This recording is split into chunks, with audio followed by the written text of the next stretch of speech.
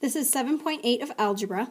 So we're going to talk about a geometric sequence. And that geometric sequence is where, to get the next term, you're multiplying by something. So earlier we talked about arithmetic sequences where you're adding. Now we're talking about geometric where you're multiplying. So there's two different equations, the recursive, which is right here, and the explicit, which is right here. So there's two things that you need to know. The first term, which is A, and then how much you're going up by each time, which is R. Okay, so there's two spots in each of these where you're going to plug in. You're going to plug in a number there, and you're going to plug in a number there. In the explicit one, you're going to plug a number in there, and you're going to plug a number in there. So the recursive one is where you have to know the term before it. So you have to know the first term to figure out the second term. You have to know the second term to figure out the third term. You have to know the third term to figure out the fourth term. You have to know the fourth term to figure out the fifth term. Whereas in the explicit formula, you can jump right to the fifth term. You can jump right to the 50th term. So in general, the explicit formula is going to be a lot quicker than your recursive will.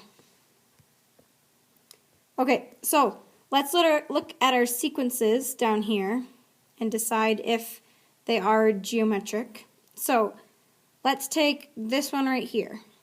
Okay, so we've got 3, 6, 9, 12, 15. So it'd be a good idea to start out by finding out multiplying and adding. So if we're going from 3 to 6, that'd be adding 3.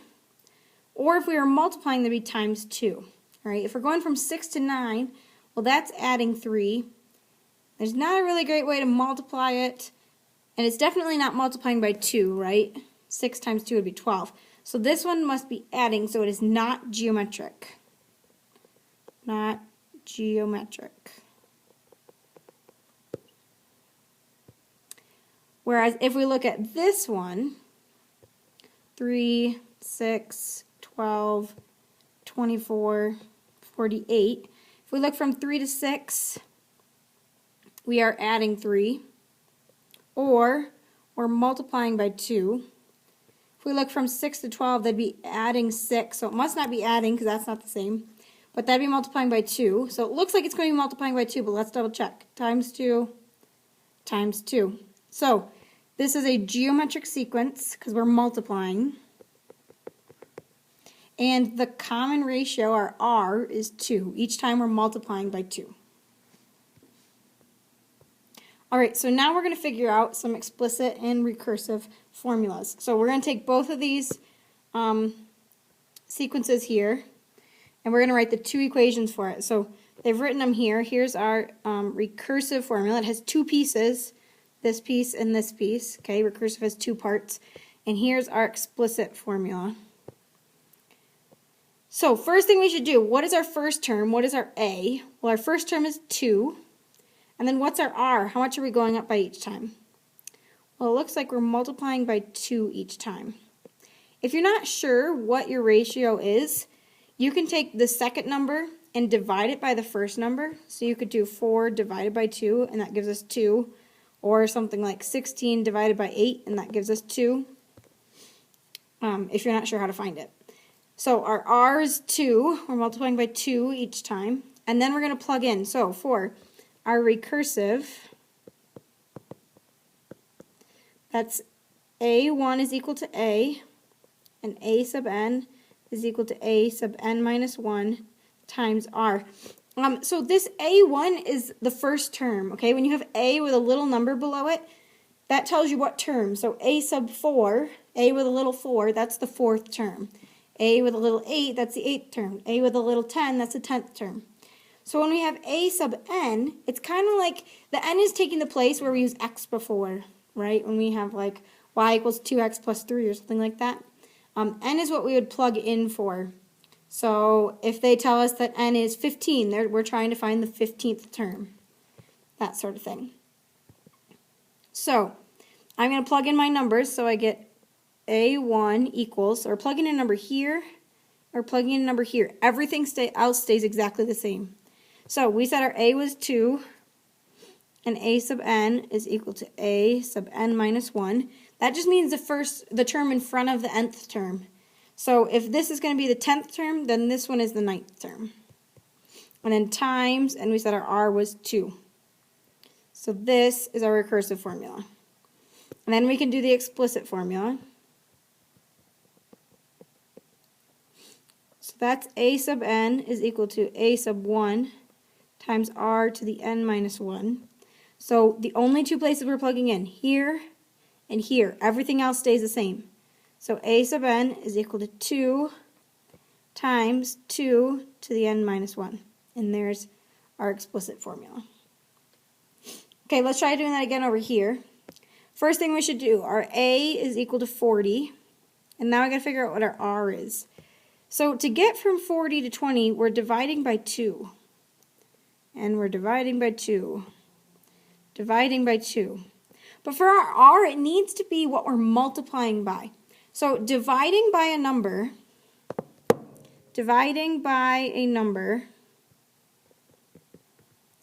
is the same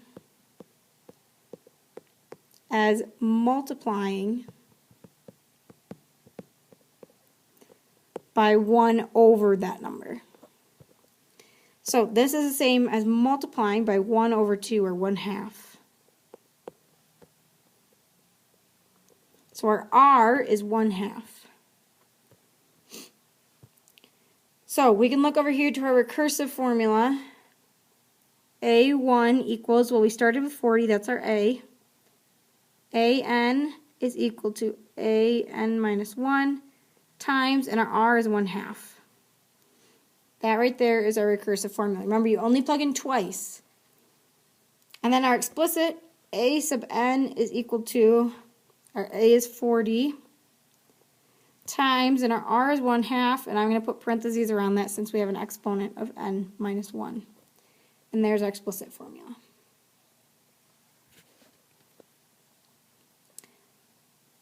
Alrighty. Now we're going to find our formulas, and then we're going to find the 8th term. Okay, so let me write out our formulas. Our recursive is a1 equals a, and an is equal to a sub n minus 1 times r. That's the recursive formula. And our explicit formula is a sub n is equal to a sub 1 times r to the n minus 1. So there's our formulas. Let's just do this one. So our first term, our a, the first number is 14. And then we got to find our r, and I'm not quite sure what that is off the top of my head. So what I'm going to do is I'm going to do 84 divided by 14, and I get 6. So my r is 6. So I'm going to write both of my formulas, so I'm going to plug it up here. Again, these are the two places where you plug in. Here and here for recursive, here and here for explicit. Okay? So for our recursive, we get a sub 1 is equal to 14, and a sub n is equal to a sub n minus 1 times our r, which is 6. There's our recursive formula. And now for our explicit, a sub n is equal to 14 times, and then we're going to plug in our r to the n minus 1. There's our explicit. The last thing they ask us to do is find the 8th term of the sequence. So should we use recursive or should we use explicit? Well, remember, recursive is the one that you have to know the first term to get the second term. You have to know the second term to get the third term. You have to know the third term to get the fourth term. You have to know the fourth term to get the fifth term. Right? That's going to take a while to get to the 8th term. Whereas with our explicit formula, we can just plug in 8 and get our answer. So let's use our explicit formula and plug in 8 for n. So a sub 8, the 8th term, is equal to 14 times 6 to the 8 minus 1. So first thing we need to do is simplify that exponent up there. So a sub 8 is equal to 14 times 6 to the 8 minus 1 is 7, so that's 6 to the 7th. 6 to the 7th gives us a big number. So a sub 8 is equal to 14 times, here's what 6 to the 7th is, 279, so 279,936. And we multiply that by 14, we get that a sub 8 is equal to 3919104. So 3,919,104. 104. So basically just exactly what we did before, but this time we have to plug in the number. We have to plug in 8 for n. All right, and lastly, writing geometric sequences as functions. So if you look up here, here's our explicit formula, right?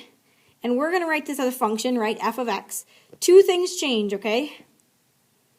Instead of writing a sub n, we write f of x. And instead of having n in our exponent, we make it into an x in our exponent. Okay, so we only need the explicit function for here. So here's our explicit formula. A sub n is equal to a sub 1 times r to the n minus 1. So first let's plug in our numbers. It says a geometric sequence has an initial value, a starting amount, so our a, of 2, and a common ratio of 3. So our a is 2, our common ratio, our r, is 3. So we're going to plug that in. So a sub n is equal to 2 times 3 to the n minus 1. And then we got to change it into a function. So remember, two things change. This a sub n turns into an f of x. And the other thing is this n turns into an x in the exponent. That right there is in function notation. And then it asks us to graph the function. So if you think back, we've graphed exponential functions before. So I'm going to make myself a table. I'm going to plug in -2, -1, 0, 1, and 2. So I've got 2 times 3 to the -2 minus 1. So that's 2 times 3 to the -3, right? So 3 to the -3 gives me a decimal of 0.037 repeating. And when I times it by 2, we get about 0.07, we'll call it. Next one, if I plug in -1, 2 times 3 to the -1 minus 1. Well, that's 2 times 3 to the -2. 3 to the -2 is 0.1 repeating. Times 2 gives us about 0.2, we'll round it to. Okay, 2 times 3 to the 0 minus 1. Well, that's the same thing as 2 times 3 to the -1. 3 to the -1 gives us 0.3 repeating. Times 2, we get about we'll round it to 7. If we plug in 1, we get 2 times 3 to the 1 minus 1. So that's 2 times 3 to the 0. Anything to the 0 is just 1, right? So this is just a plain 2. And lastly, 2 times 3 to the 2 minus 1. Well, that gives us 2 times 3 to the 1. 3 to the 1 is just 3, so this turns into 6. So now I'm going to roughly sketch this.